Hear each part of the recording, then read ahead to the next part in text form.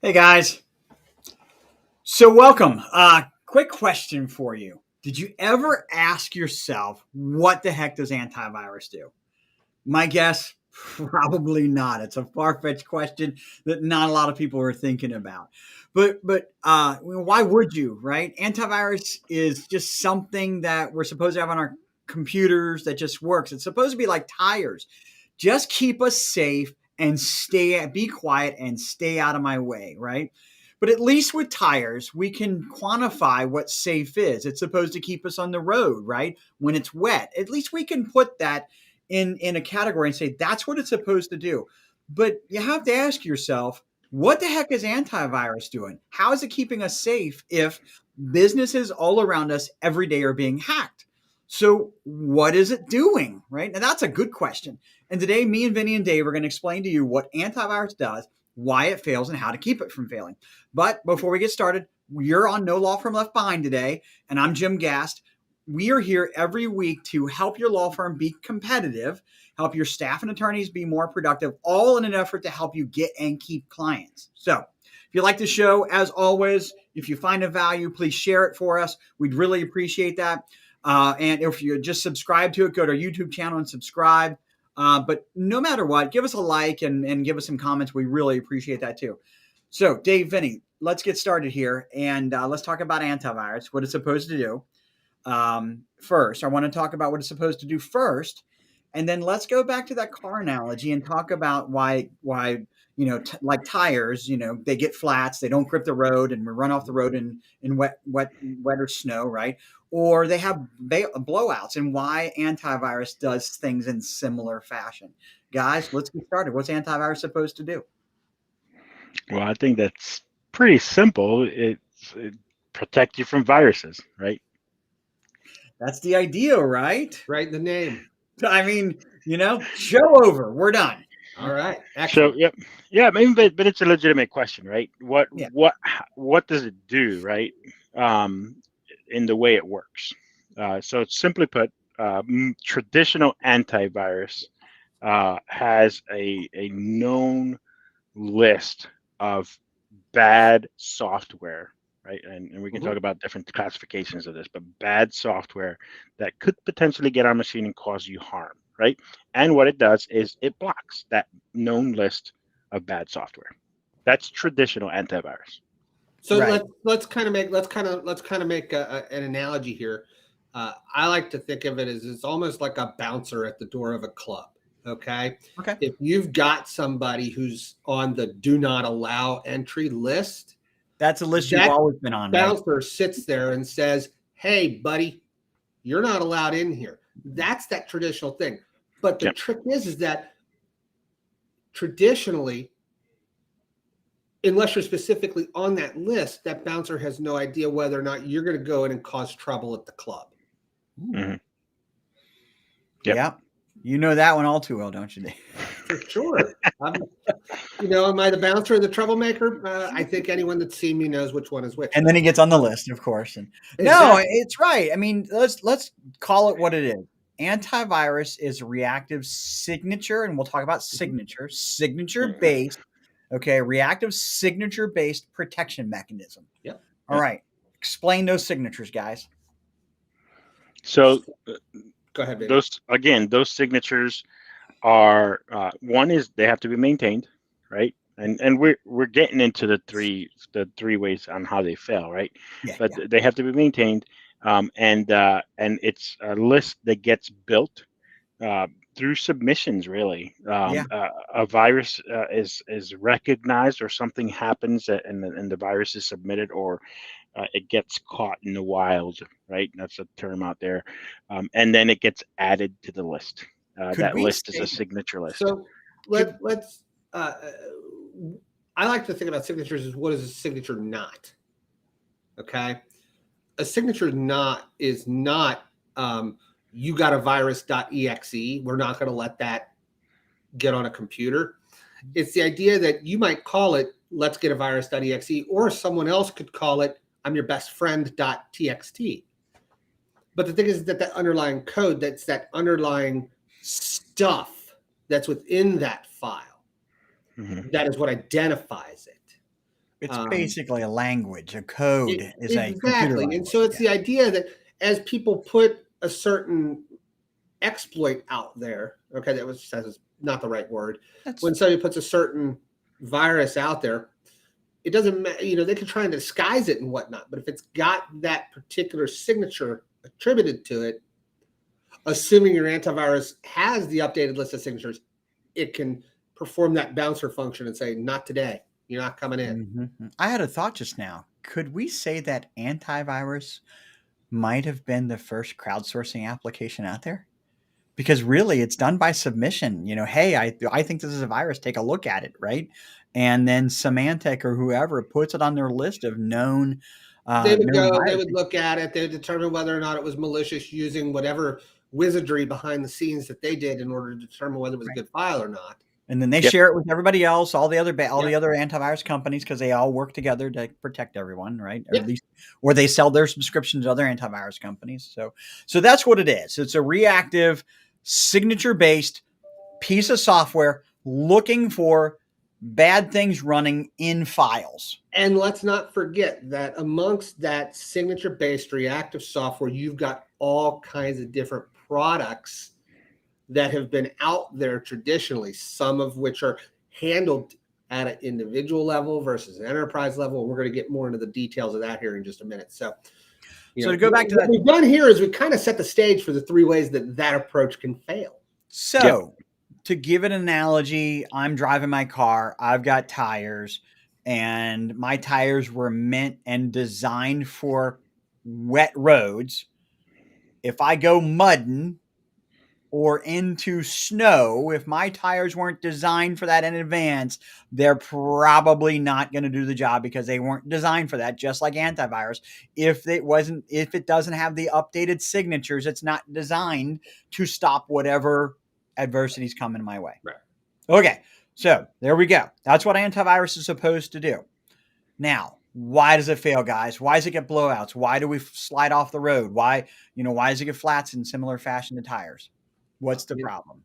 Let's start with the first one, and it's just like tires if it's not properly maintained. Okay. Mm-hmm. If we put a pair of tires on our car and we just run those tires, we never rotate them, we never check the tread, we just assume that they're always brand new, always up to date.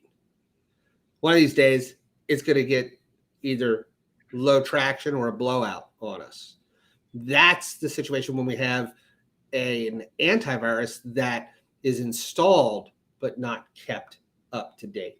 In other words, we want to make sure that tire pressure is there. We want to make sure that the tread wear is there, right for the right environment, so on and so forth. Okay. Yep. Okay. So, we're going to rename the show, by the way, No Mechanic Left Behind. I think that's what we need to name it. And No Tire Shop Left Behind today. Anyone to add to that at all? I don't want to keep you. No, I mean, that's one of the biggest things is if you don't manage it or maintain it, right? Yeah. It's going to fail. Unlike your tire has a tire pressure sensor in your car. A lot of people get a false sense of security by thinking, oh, I've got antivirus. I'm good. I'm safe. It's only good and safe if you're engaging in good and safe practices of managing it. Mm-hmm. Yep. So let's talk about the ideas of managing antivirus. Mm-hmm. What are we managing with antivirus, guys? What are we monitoring and managing? One, making sure that it's running, making sure that the application is up to date, making sure that the signature files are up to date, making sure the services are always running and reporting in, those types of things. Again, latest and greatest is because of the way it works, which is the second flaw, by the way, that I would say. Because of the way it works, then it's dependent on those traditional antivirus, by the way, it's dependent on those signature files, right? You have to maintain it. Otherwise, you're not getting the latest list of the bad stuff that's out there. So let me ask a question then, Denny, because you're already alluding to this. Because there is always a list to be updated with traditional antivirus. Do you want to talk about that inherent lag and that inherent flaw that Yep. traditional So antivirus brings to the table?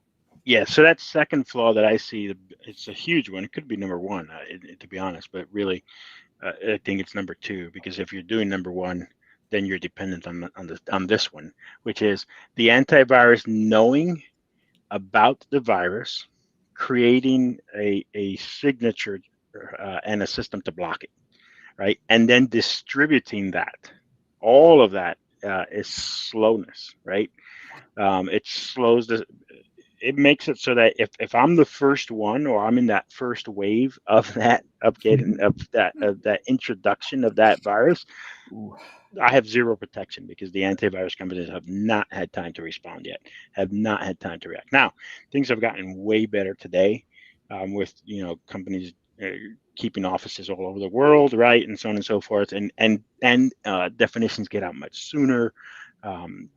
Policies are way different. People think about this differently, so on and so forth. So it is faster today than it was, 15, 20 years ago. But um, it is still, there's still a delay. There still has that I have to know about it factor, right, in order to block it first, right? I have to have a mugshot of that guy before I can say, hey, he's not allowed in. Inherently flawed. It's a cat and mouse game. It Mhm. is. It is without a question. It's coming after the problem, not before the problem. I mean, there's heuristics. People call them heuristics, right? Where they're looking for unusual stuff. There are telltale signs, but And heuristics and aren't. and I think that we're going to get to that when we start talking about how do we improve, how do Mhm. we address these risks? Because what you're Yeah. talking about with heuristics, that concept's been around for a while, Mhm.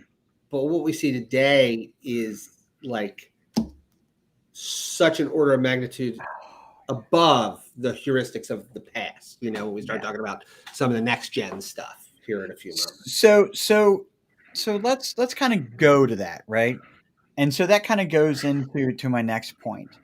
We I live in some southern town like Atlanta, okay, and all the people in City. Atlanta, huh? City. Okay, okay, okay. I'm sorry, city of Atlanta. Sorry, Hotlanta. Okay, and so I live there, right? And I'm like, I never see snow, right? It's great, and if I think I live in Cincinnati, we get a lot of snow, and so I'm not going to buy tires that are designed for snow. Okay, I'm not going to have protection mechanisms for snow on my car. I'm not going to have protection mechanisms overwhelmingly, probably for rain. Okay. There's lots of droughts in Atlanta as well. Maybe I'm just targeting, quiet, fast, and smooth ride on my tires. It snows, okay, or it starts to rain heavy for a long time. I don't have enough protection, right? I only invested in, speed rated tires. I don't have anti-lock brakes. What is it about antivirus that's not enough for the environment, right? For everything that's being attacked. What is it about So, antivirus not enough? yeah, and you're bringing up the third big one, and this concept that thinking that antivirus, even if you're doing all the other stuff, thinking that it's enough. Yeah. There are a lot of that. Yet, okay, so you have to think that antivirus installed on a computer by itself is protecting against one particular type of threat, and it's a threat to the computer that the antivirus is installed on. What that antivirus is absolutely ignoring is all the other places that threats can live. Mm-hmm. Threats don't have to live on this machine right here. They could be at the network level. They could be the edge. They could be, on another device somewhere else. They could be a rogue machine that's connected to a network that happens to not have your antivirus on it. And those are passive threats, by the way. There are live active threats also. That's right. People actively trying to get into a network and gain access to something that they shouldn't have access to. And antivirus isn't going to stop that. No, not by itself. If somebody has a password and they remote in, using that password and they start copying files outbound, the antivirus is not designed to stop that. Or somehow they get past the fire. Go ahead. And don't get me wrong, traditional antivirus companies have tried to do things about those, right? And you get all these massive bundles now from a particular vendor out there. I'm not going to say the name, right? These massive bundles out there of Web Shield and this and that and all these plugins, and all of a sudden now you have 15 pieces of software running on your machine versus the one, right? So they know where their flaws are, and they've put things in place to try and mitigate that. But again, they're following that concept, and one of the things we wanted to talk about today was what can we do about it, right? Yeah. That's a nice segue. So the antivirus companies started the path down that direction, and other companies as well. I don't know if anybody remembers something like Zone Alarm, right? Was the first firewall that I ever used, software-based firewall that I ever used, right? Before Windows had it built in. But you can apply different layers of protection, right? And that's what they've tried to do. Antivirus companies tried to do it themselves. With like web protections and firewall protections and DNS protections and all these other different things, right? And the question is, do you do it all under one vendor or do you do it under different vendors? What are your thoughts on that? I'm a best of breed kind of guy typically. When it comes to this, I prefer to have a program that was designed specifically to do X in order to provide X protection. Then again, I come from a world with you guys where and I'm not trying to jump ahead to another thing because we're going to come back to this, but that's of course assuming you have somebody there to keep an eye on all of it. Okay. If you're one person, you might not have the ability to manage 8 different systems that are all the best at what they do. So when you say best of breed, what you're saying is if I want web protection, I'm going to find the best company that does web protection instead of trying to say, hey, I'm going to bundle it with my antivirus company. You got it. Okay. And then we're going to look at the best antivirus, best of breed antivirus. Now let's talk about the threat landscape. Okay. Real quick, guys, because I think it's important to understand that why antivirus isn't the only thing. Okay. Why it fails. Well, sometimes it's really not the antivirus that fails. It could be that we're not protecting something else somewhere appropriately. Would you guys agree?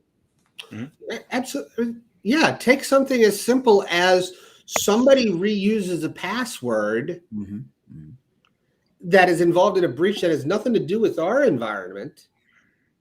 And then somebody goes, oh, Jane Doe works here and we got her password. Let's try to remote into their network using her name in the same password. And lo and behold, it works. Let me get a little descriptive on that because I don't want that to be ambiguous at all. Okay. I have a LinkedIn account. I log into my LinkedIn. If I use that same password for my LinkedIn that I use for my Microsoft 365 or for my network password, and LinkedIn gets breached and they get that password from LinkedIn, it's my business email address I got on LinkedIn. They're going to say, hey, we know where they work. Let's go try to log into their network through mechanisms that would generally be available using that. It has nothing to do with the virus being anywhere whatsoever on our network. Right. Well, an antivirus ain't going to catch it. Right, guys? Not at all. It's just, hey, this person's logged in. If you don't have a different kind of protection in place that identifies that login, what is it? As being suspicious or that prevents that login, multi-factor, things like that. That's why all these other protections exist because antivirus by itself only protects against one specific thing. I'd add dark web scanning, something to tell you that a password with your email address has been found on the dark web, and that's a monitoring service. So that's not antivirus. That's something else. What about the firewall? Access. Conditional access. We have somebody trying to log in from China, right? And that doesn't seem right. We don't think that you're in China because we saw you logged in today, earlier this morning in Cincinnati, right?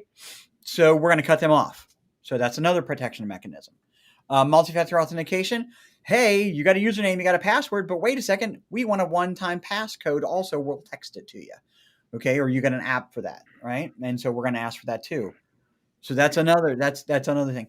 What about behavioral analysis on that network? So it's not just that. Would antivirus would it stop a hacker that has brute forced their way through a firewall, elevated permissions for or created a user account on the network server to an administrator, and then started exfiltrating, thousands and thousands of documents? Is antivirus going to catch that? So now that one gets a little bit, that's a grayer area. Okay. Yeah. And let's talk about that for a minute, because I want to introduce the concept of the tradition. And we've said this multiple times, we have the traditional antivirus. No. Traditional antivirus, generally speaking, no, it's not going to catch that. Sorry, it's not a virus with a signature. I don't have any way to stop it. But as we've gotten into some more of these advanced, we mentioned heuristics earlier, and now we get into the next gen endpoint protection and server protection and network protection, and these suites of tools that are sort of antivirus plus, that are at their heart looking at behavior instead of at signatures. It's saying this is an abnormal behavior. And they might consider themselves like antivirus, but it's a lot more than that. So if we're talking next gen solution, next gen endpoint protection, they start to get to the point where they might pick up on that. And I think that's a good point. You said that right there, and I want to make sure that we don't miss that. Antivirus is antivirus. And Vinny, you alluded to this. Endpoint protection is different. It might include antivirus, but endpoint protection is different than antivirus. That's a good point. And I think we need to change our mindset around this whole thinking, right? Instead of just thinking of antivirus to protect your machines and your network, right? We need to think of it from we just need to say security or endpoint protection, right? Because we need to think about all the different areas that we need to protect, and we need to layer those approaches. And I agree with you, Dave. We need to find the best products that play in that area, right? In each space, and sometimes they're the same vendor, and sometimes they're not.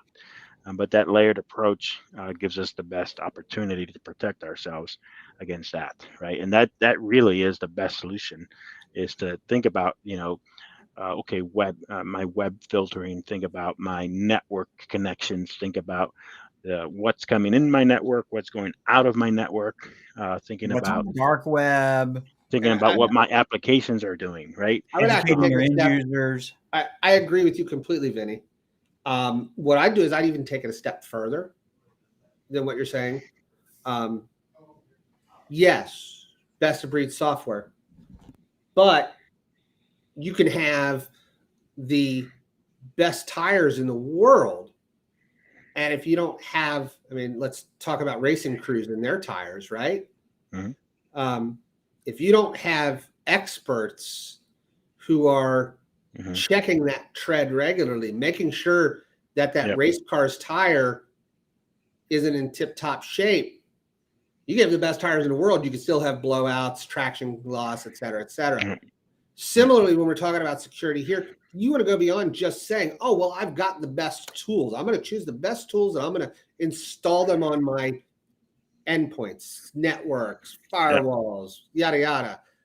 You really want to have a pit crew. You need to have somebody who really understands how to look at these tires and to identify problems, to make sure that they're maintaining their integrity, make sure that they're doing what they're doing. And that's where, having either a managed service provider or a managed security service provider or somebody that works with these tools on a daily basis that can go through and monitor and manage and make sure that these tools are doing what they're supposed to do. Yep. And so it's more than just having the tools. It's having the tools in the hands of the person that knows how to use them. Yep. I have a car, and my car has a bunch of safety features. My tires have safety features by themselves.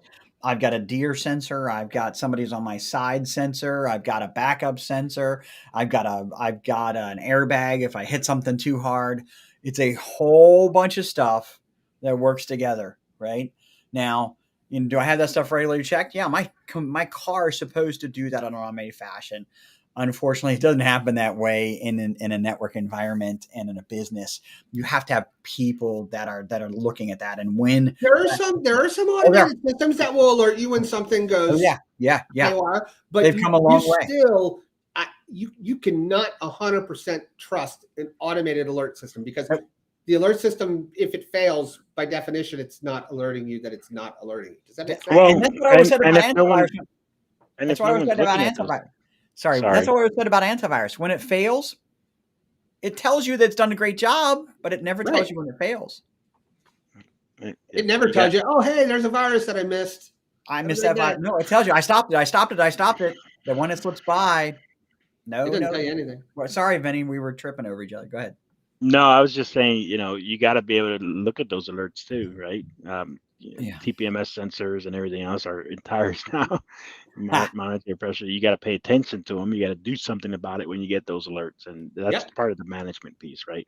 So It's one thing to look at it and get alerted, but you really got to manage it. You really got to take care of it.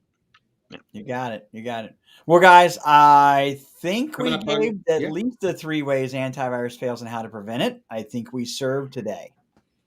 Would you guys agree? I think we did. All right. Any just trailing words of wisdom, gentlemen?